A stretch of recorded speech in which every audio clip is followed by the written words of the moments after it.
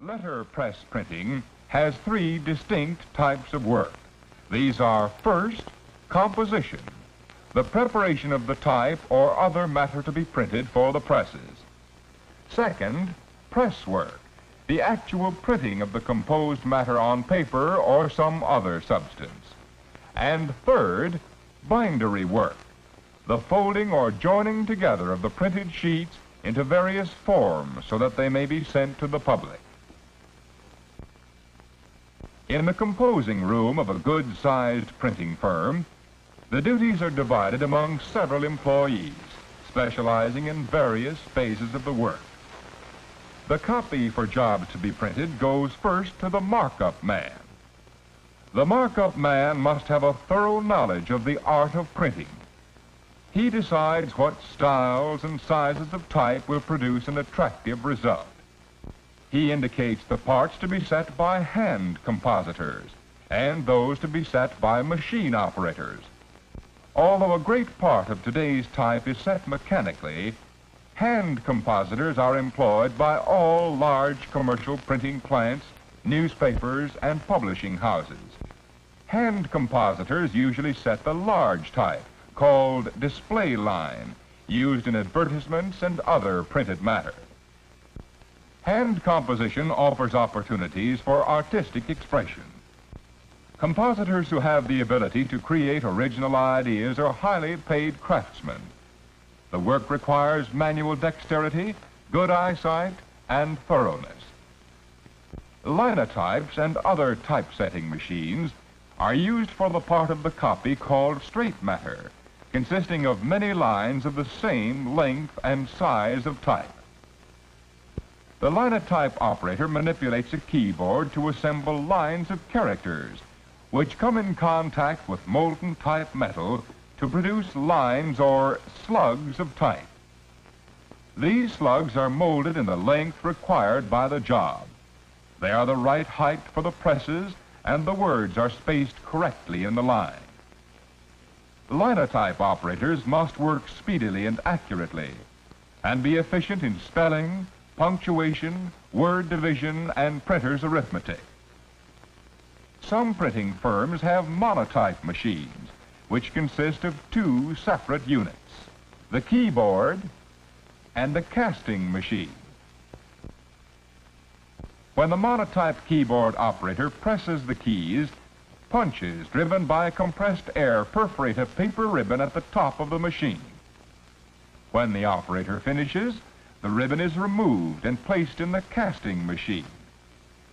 The perforated paper controls the movements of the machine, causing it to produce individual type characters set in properly spaced lines. There are other kinds of typesetting machines, but the monotype and linotype are typical examples. When a page of type has been set either by a machine or by hand, it is placed in a small proof press and printed on a large piece of paper. This leaves wide margins around the type where the proofreader indicates mistakes to be corrected.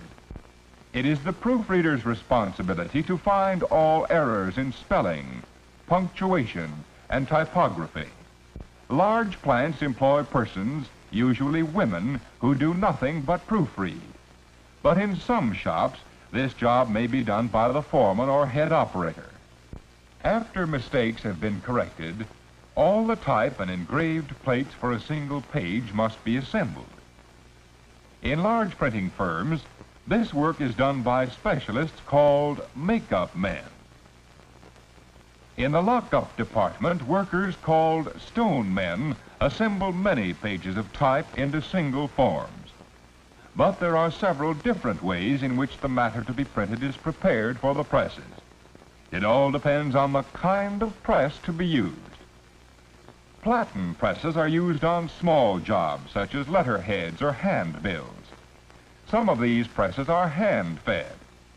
On other small job presses, an ingenious device feeds the paper automatically. There are automatic cylinder presses for long runs of small work. In offset presses, the matter to be printed is first impressed from a zinc plate to a special rubber roller, then transferred to the paper. And for printing magazines, books, and newspapers, there are immense high-speed rotary presses which, printing both sides of the paper in one operation, turn out thousands of folded copies per hour. But no matter what kind of press is used, a pressman must be a skilled, conscientious worker.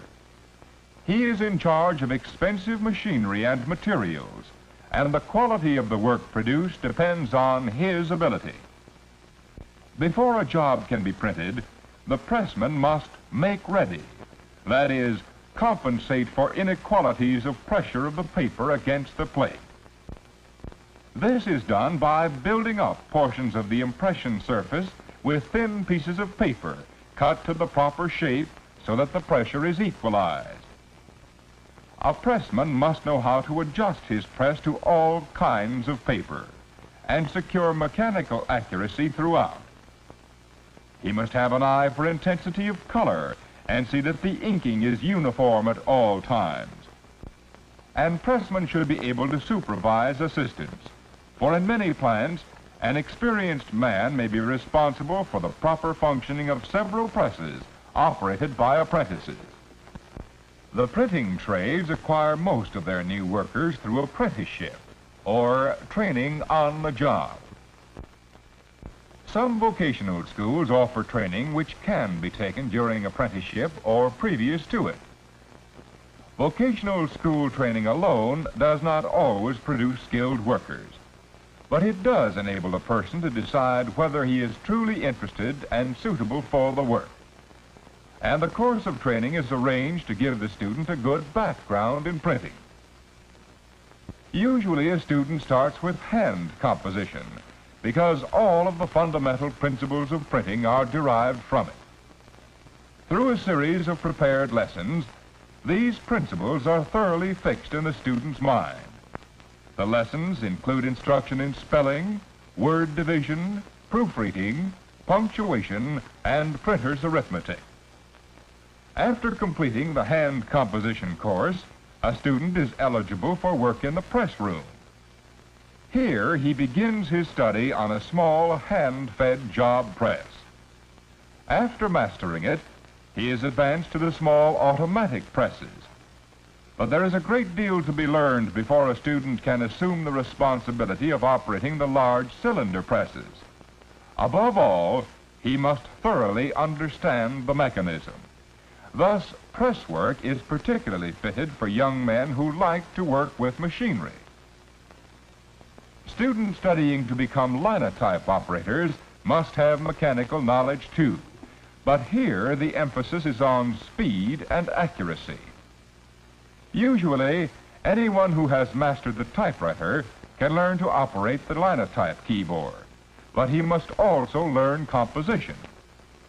A student who successfully completes the course of study in some phase of printing at a vocational school is prepared to enter the printing industry on a basis leading to worthwhile remuneration. The chances of securing employment are normally good, for there are thousands of large printing establishments in the country and many small shops and newspapers. And work in the printing trade is not seasonal. It goes on the year round, regardless of sunshine or rain. Working conditions are generally satisfactory as to housing, hygiene, and hours. If you think you would be interested in printing as a vocation, investigate its possibilities and prepare yourself accordingly for the phase of the work for which you are best suited. The printing industry needs young men and women in its composing rooms where thoughts and ideas are fashioned into type. It needs mechanically minded young men in its press rooms to operate the intricate machinery. It is a growing industry, high on the list of those offering stability of wages and employment, a high proportion of salaried positions, and real opportunities for advancement. Perhaps you will find a place for your tastes and talents in printing, a vocation offering splendid possibilities for your life work.